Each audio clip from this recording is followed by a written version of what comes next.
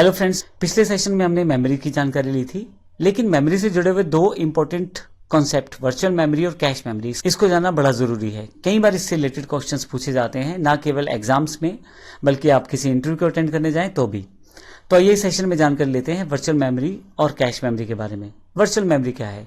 Basically virtual memory operating system का ही एक part है, वो ही इस वर्चुअल मेमोरी को क्रिएट करेगा, लेकिन आपकी हार्ड डिस्क पे। Virtual memory basically main memory की कैपेसिटी को इंक्रीज करता है, यानी कि रैम की कैपेसिटी को इंक्रीज करेगा। मान लीजिए आप कोई काम कर रहे थे और रैम में जगह नहीं है, तो अब उसे अपना डेटा कहीं ना कहीं रखना है, तो इसके लिए वो वर्चुअल मेमोरी को प्रयोग करेगा।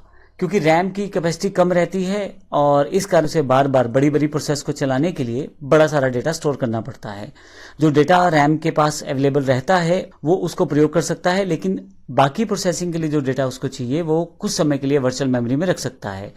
तो बार बार ये डेटा आदान प्रदान होता है मेन मेमोरी और वर्चुअल मेमोरी में, जिससे कि आपके पास एक अच्छी स्पीड भी अवेलेबल हो जाती है और कहीं ना कहीं रैम अपना प्रॉपर यूटिलाइज भी कर लेता है और सीपीयू कहीं ना कहीं इन सब के कॉम्बिनेशन को सेट करके आपकी वर्चुअल मेमोरी को इंक्रीज भी कर देता है, जिससे आपके कंप्यूटर की कार्य करने की स्पीड भी बढ़ जाती है।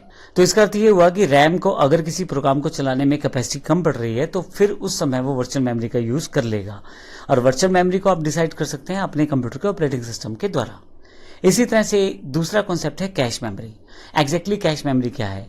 सीपीयू के पास जो सबसे नज़दीक की मेमोरी रहती है, जो सीपीयू के अंदर ही अवेलेबल रहती है रजिस्टर्स के रूप में, तो वह मेमोरी कैश मेमोरी कहलाती है।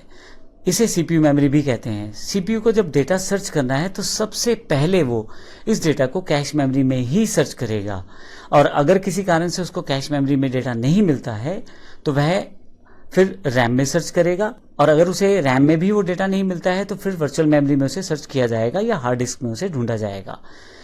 सबसे करीब कैश मेमोरी रहती है सीपीयू के, इसलिए सबसे इंपॉर्टेंट इंफॉर्मेशन या बहुत ज्यादा यूज होने वाली इंफॉर्मेशन कैश मेमोरी में स्टोर कर दी जाती है।